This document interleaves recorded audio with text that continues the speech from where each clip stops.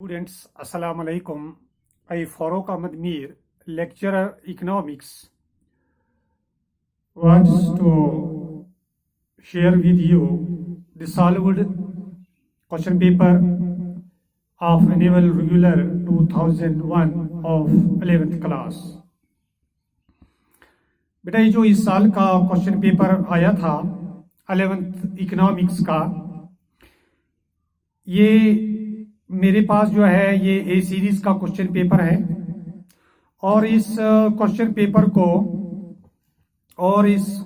Paper में पहले section A में 6 क्वेश्चन दिए गए थे वेरी शॉर्ट आंसर टाइप, और इन 6 क्वेश्चंस के 1 मार्क्स ईच है। तो पहला जो क्वेश्चन आया था Q1 is known as upper quartile of the series. बेटा ये सही नहीं है, because Q1 is the middle quartile of the series, so it is false. तो इसका जो आंसर था वो फॉल्स है। Question number 2, age of 15 students of a class is reported below, find the modal age. आपको ये जो 15 स्टूडेंट्स की एज दी गई थी 22, 24, 17, 18, 17, 19, 18, 21, 20, 21, 20, 23, 22, 22, 22। तो ये जो modal age means mode which has the highest frequency, यानी कि ऐसे वो कौन से ज्यादा बच्चे हैं जिनकी ये जो एज है, तो इसमें जाओ था वो ज्यादा फ्रीक्वेंसी वाला जो है इसमें वो है 22। तो इसलिए इसका जो राइट आंसर है वो है 22। तो क्वेश्चन नंबर 3 है, what is infant mortality rate? It is the number of infant deaths for every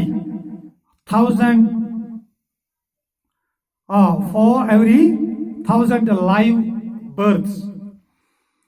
तो क्वेश्चन नंबर 4 की बात करें, an establishment with 4 hired workers is known as informal sector establishment.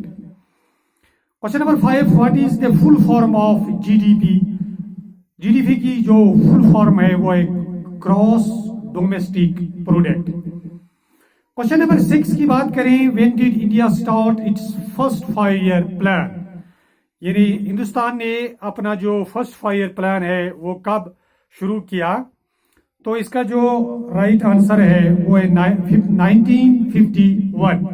अब सेक्शन बी की बात करें, यहाँ सेक्शन बी है शॉर्ट आंसर टाइप क्वेश्चंस, और ये इसका पार्ट फर्स्ट है शॉर्ट आंसर टाइप का, और हर सवाल का जो है 3 मार्क्स हैं, और यह है question from question number 7 to question number 12। तो क्वेश्चन नंबर जो 7 की बात करें तो क्वेश्चन नंबर 7 है, define statistics as a singular noun and as a plural noun. So when we talk about statics as singular and a plural noun, so word statics is used both as singular and plural. Singular statics is the science of collection, presentation, analysis and interpretation of numerical data. अब जहाँ plural statics की बात है तो it refers to numerical facts or observations collected with a definite purpose. तो इसके साथ में जो क्वेश्चन नंबर 8 है, what are the main source of collection of secondary data?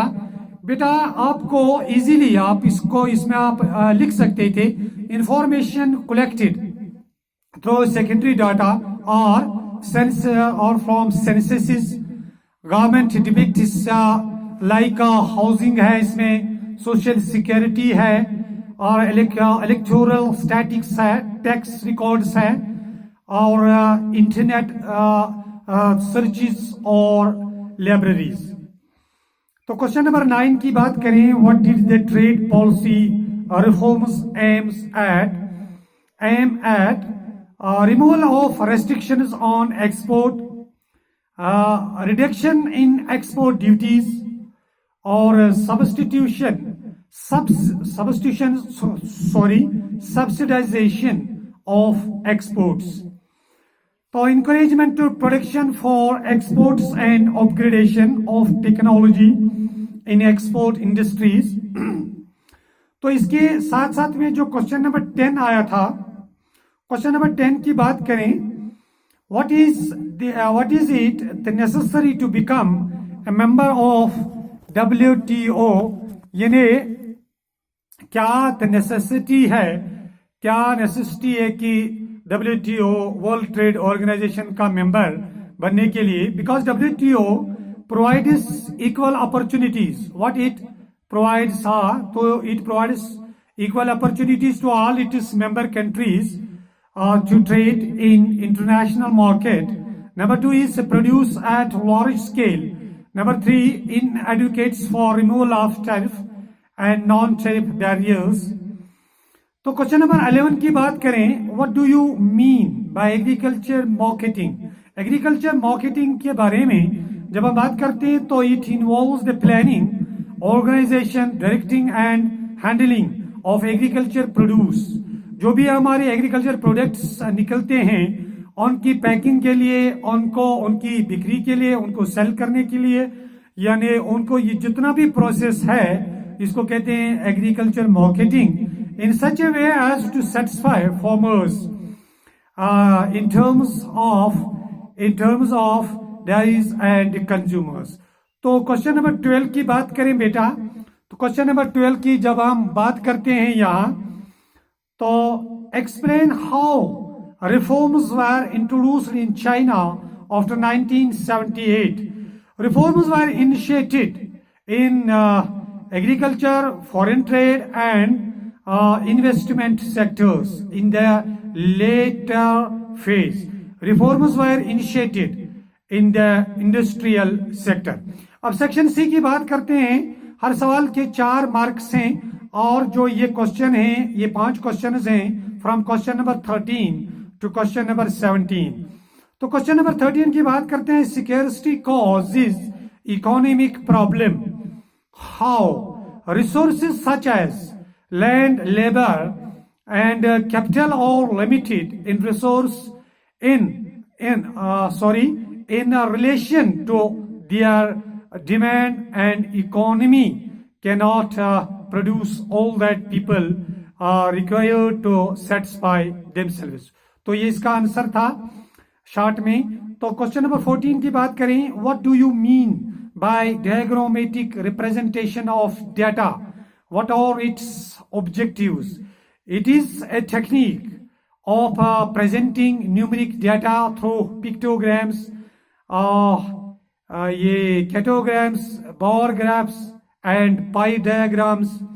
ये जो भी हम रिप्रेजेंटेशन करते हैं डाटा की थ्रू हिस्टोग्राम, बार ग्राफ्स, ये पिक्टोग्राम्स के जरिए, तो पाई या डायग्राम्स के जरिए, तो इसी को कि इट मीन्स the same. तो क्वेश्चन नंबर 15 की बात करें, what do you mean by dispersion? तो explain briefly its types. The variation of data, इसका आंसर जो है the variation of data around some average और सेंट्रल वैल्यू. ये जो फर्क होता है, जो वेरिएशन होती है सेंट्रल वैल्यू में, तो इसको हम कहते हैं डिस्पर्जन. तो फिर अगर हम इसके किसके टाइप्स की बात करते हैं, बहरहाल हमारे पास टाइम जो हमें शॉर्ट वीडियो बनाना पड़ता है क्योंकि इसको फिर अपलोड होने में बहुत सारा टाइम लगता है, और इसलिए मैं आपको ये क्वेश्चन समझाने की कोशिश करता हूं और उम्मीद करता हूं कि आपने भी सेम आंसर्स आपने वहां लिखे होंगे. तो क्वेश्चन नंबर 16 की बात करें, what were the important features of IRP 1956? क्या है ये IRP? The full form of IRP is industrial revolution policy. तो इसके जो इम्पोर्टेंट फीचर्स हैं, तो नंबर 1 है new classification of industries. Number 2 assistance to private sector. Number 3 expanded role of cottage and small scale industries, and number 4 is balanced industrial growth among various regions. तो number 5 role of foreign capital. तो question number 17 की बात करें, Why were reforms introduced in India for economic development? बहरहाल इसके आगे चलते हैं हम सेक्शन डी पर, और हर सवाल के 6 मार्क्स हैं और क्वेश्चंस की जो तादाद है क्वेश्चन नंबर 18, 19, 20 और 20, 21 और 22, यानी 18 से लेकर क्वेश्चन नंबर 22 तक ये जो क्वेश्चंस हैं वो 6 मार्क्स के हैं, यानी लॉन्ग आंसर टाइप क्वेश्चंस हैं। तो जो क्वेश्चन नंबर 18 आया था एग्जाम में, what do you mean by classification of data, explain briefly types of classification of data. तो it is the process of arranging data in groups और classes on the basis of certain properties. Types, जब हम इसके types की बात करते हैं तो कंटेंट बेस्ड होता है, ये कंटेक्स्ट बेस्ड होता है और यूजर बेस्ड होता है। तो क्वेश्चन नंबर इसके आर की बात करें, इस क्वेश्चन में जो आर आया था, यानी ये आपको जरूरी 18 के 2 क्वेश्चन आए थे आर में, यानी जो आप जिसका आंसर आप अच्छे से दे सकते थे या लिख सकते थे वही आपको करना था। तो इसमें जो दूसरा क्वेश्चन आया था, present the following information in the form of pie diagram. तो आपको क्या करना था बेटा, इसमें ये सिंपल था, ये जो आइटम्स इसमें दिए गए हैं, food, clothing, housing, fuel and lighting and other. तो 62 जो परसेंटेज शेयर है इनकी, फूड की 62, तो आपको क्या करना था, 62 अपॉन 100 इंटू 360, ये निकलता था 23.2 इसका जो एंगल है।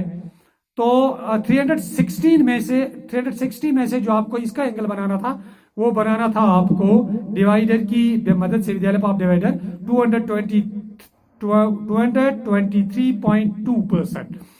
तो क्लोथिंग पर है 15, वो इसका एंगल बनता है 54%। हाउसिंग का बनता है 43.2%। आप पेपर को देखिए उस पे, फ्यूल एंड लाइटिंग का बनता है, when we divide 5 divided by 100 into 360, तो ये बराबर आता है किसके, 18% के। तो अदर्स में आता है 21.6%। तो इसका जब हम टोटल देखते हैं तो ये आता है 360 का एंगल आता है ये, यानी ये जो सर्कल का जो एंगल होता है, यानी 180 प्लस 180 360 का होता है। तो इस 360 में आपको ये एंगल्स की डिस्ट्रीब्यूशन करनी थी। तो क्वेश्चन नंबर जो 19 है, calculate standard deviation of the following data through assumed mean. तो अज्यूम्ड मीन क्या करना था आपको स्टैंडर्ड डिविएशन के लिए आपको क्या करना था, सबसे पहले आपको इसमें सीरियल नंबर लिखना था इसका, 1 2 3 4 5 6 7 8 है, 8 तक है, यानी n = 8। तो फिर इसकी जो वैल्यू है 10, 15, 25 वो वैल्यूज दी गई थी। फिर इसका आपको dx निकालना था। dx निकलता है x माइनस x बार, यानी जो इसका जो इसमें जो है इसका जो अज्यूम्ड मीन निकलता है वो 10। तो उसके बाद आपको नहीं, इसका जो है तो पहले आपको निकलेगा -10, ये जो dx है यानी स्टैंडर्ड डिविएशन, तो इसका पहले आएगा आपको -10 -5, ठीक। तो इस तरह से जो आप इसमें निकाल सकते थे। तो फिर आपको dx स्क्वायर निकालना था इसमें, यानी -10 का स्क्वायर दैट्स इक्वल 100, -5 का स्क्वायर दैट्स इक्वल 25। तो dx स्क्वायर इक्वल निकलता है 1650। तो आपको जब इसमें निकालना था मीन मेथड के जरिए स्टैंडर्ड डिवीजन, तो that can be denoted by alpha is equal square root of sigma dx square upon n minus sigma dx upon n का होल स्क्वायर। तो बहरहाल इसका जो आंसर निकलता है 13.46। तो इसका जो आर है, define correlation. What are the different types of correlation के बारे में, statistical term describing the degree to which two variables move in coordination with one another. तो विद इनकी जो दो वेरिएबल्स की जो अंदर की रिलेशनशिप होती है उसको नापा जाता है। उसके जो टाइप्स हैं उसके बारे में बात करें, पॉजिटिव कोरिलेशन होता है, नेगेटिव कोरिलेशन होता है, नॉन कोरिलेशन होता है और सिंपल एंड मल्टीपल कोरिलेशन होता है। बहरहाल क्वेश्चन नंबर 20 की बात करें, discuss the positive contribution of the British rule in India. क्या कंट्रीब्यूशन थी पॉजिटिव कंट्रीब्यूशन ब्रिटिश रूल की? देखो उनकी दोहरी हुकूमत में उनके जब हमारा जो मुल्क है उनके कब्जे में था, तो उन दिनों उन्होंने क्या किया, the introduction of railways, post offices and Telegram system for the mosses, introduction of western sciences and the English languages. English जो लैंग्वेज है वो हमने सीखी है उनकी बदौलत। और जहाँ ये इंट्रोडक्शन ऑफ रेलवेज हुआ, रेलवे जो लाइनें बिछी हुई हैं तो उनकी बदौलत है। तो ये जो पोस्ट ऑफिस और जो टेलीग्राम का जो सिस्टम है ये उनकी बदौलत हम उसे रोशनास हो सके। तो इसके सवाल का जो आर है, state the principal change in the composition of India's foreign trade. तो after independence the share of the agriculture products तो has declined, whereas share of the petroleum and the crude products have increased.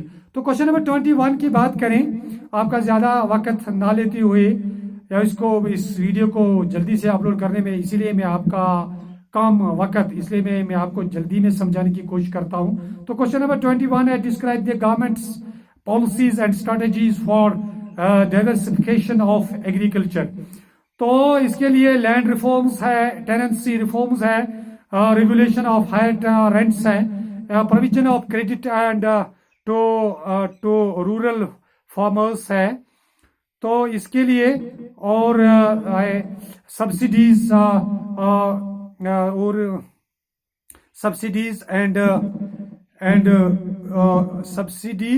उसके बाद जो है food security act 2013। तो public distribution system की बात करें तो discuss the need for promoting women's education in India, यानी इंडिया में जो है इसकी क्यों जरूरत पड़ी है कि ताकि हम वुमेन्स को एजुकेशन से रोशनास करें। Women's education is essential in order to raise the social status of women so that the quality of life of women can be improved, and educating women help in promoting family welfare programs and thus in population control। तो इसके साथ में हम बात करते हैं question number 22 की, compare and contrast the development of India, China and Pakistan with respect to some salient human development indicators। The following are some of the indicators of human development। Number 1 is life expectancy, क्या है इन तीनों मुल्कों में। Number 2 है adult literacy rate। Number 3 जो है infant mortality rate। तो number 4 है percentage of population below poverty line।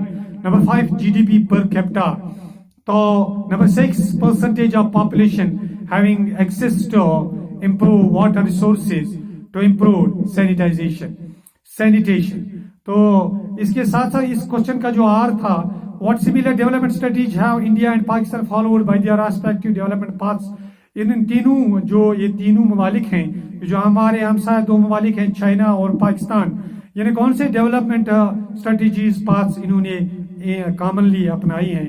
बहरहाल उसके बारे में आप जानते हो, इंडस्ट्रीज में हम एक दूसरे के साथ साथ चल रहे हैं, एग्रीकल्चर फील्ड में या बाकी जो भी हैं उनमें हम एक साथ साथ चल रहे हैं। तो अब जो लॉन्ग आंसर टाइप क्वेश्चंस हैं जो पार्ट सेकंड में 8 मार्क्स के क्वेश्चन नंबर 23 और 24 ये भी आर में दिए गए हैं। क्वेश्चन नंबर 23 है, what do you mean by measures of central tendency, name the different types of average. It aims to provide accurate description of entire data, mean, median and mode are 3 commonly used measures of central tendency। बहरहाल इस बारे में आप लिख सकते हो। और इसके साथ साथ में अगर आपको लिखना हो, इसके साथ जो लिखा है इसमें अरिथमेटिक मीन के बारे में आपको लिखना है, ज्योमेट्रिक मीन के बारे में लिखना है, हार्मोनिक मीन के बारे में लिखना है। इस सवाल के आर में find out index value from the following data using Laspeyres method, Fisher's method. तो इन दोनों मेथड्स के बारे में मैं आपको बता देना चाहता हूं कि ये इसमें आपको अच्छे से इन दोनों में से और इन दोनों को आप डिफाइन कर सकते थे। और इसके ज़िम्न में आपको इसका जो फर्स्ट है उसका आंसर निकलता है 125.67। आप कंपैरिजन कीजिए अपने आंसर के साथ इसको। तो नंबर 2 जब हम इसका फिशर्स टेक्निक, इसमें जो है टेबल दिया गया है, जो डाटा दी गई है, और आपको इसमें क्या निकालना था, देखो Q0 इसमें दिया गया है, P0 इसमें दिया गया है, यानी प्राइस क्वांटिटी भी दी गई है, यानी क्वांटिटी Q1, प्राइस P1 ये भी दिया गया है करंट ईयर के लिए। बेस ईयर का हम डिनोट करते हैं Q0 से और P0 से। अब इसमें निकालना क्या था, P0 Q0, P1 Q1, P0 Q1 और P1 Q0। तो इस तरह से आप फिर लक्ष्मीस की फॉर्मूला को आप यूज कर सकते थे, P01 that is equal to sigma P1 Q1 into 100 upon sigma P0 Q0। तो इसकी वैल्यूज को सब्स्टिट्यूट करके आपका आंसर आता है 125.67। तो अब दूसरे जो है Fisher's P01 that is equal to square root of sigma P1 Q0 upon sigma P0 Q0 into sigma P1 Q1 upon sigma P0 Q0 into 100। तो इस तरह से इसकी जो वैल्यू आती है वो आती है 116.12। तो इसके अलावा बेटा क्वेश्चन नंबर 24 जो है, डिस्क्राइब द पॉवर्टी एलिएशन मेजर्स, यानी एक्सप्लेन देम ब्रीफली, यानी कंट्रोल ऑफ पॉपुलेशन है इसके जो मेजर्स जिससे हम गरीबी को कम कर सकते हैं। तो दूसरा जो है increase per capita income, number third है free medical and health services. तो और इसके अलावा जो अफोर्डेबल ऑफ हाउसिंग, और इसके अलावा जो है बहुत सारी प्रोग्राम्स हैं जिनसे हम गरीबी कम कर सकते हैं अपने मुल्क की। इस क्वेश्चन में जो आ रहा है, what are the principal causes of environmental degradation. तो एनवायरमेंटल डिग्रेडेशन के बारे में आप जानते हो, तो उसमें उस जमीन में आप जो डिफॉरेस्टेशन होती है, जो बाकी चीजें होती हैं। बहरहाल ये था क्वेश्चन नंबर, ये क्वेश्चन पेपर इसी साल का जो 11th क्लास के लिए था, और मैं उम्मीद करता हूं कि आपने भी इसी तरह के आंसर्स इन सवालों के जवाब में लिखे होंगे। तो उम्मीद करता हूं कि इस साल का जो क्वेश्चन पेपर आप अच्छे नंबरात लेकर इसमें पास होंगे, और हमारी भी दुआ ये है कि आप सभी अच्छे नंबरात लेकर पास हों। Thank you very much.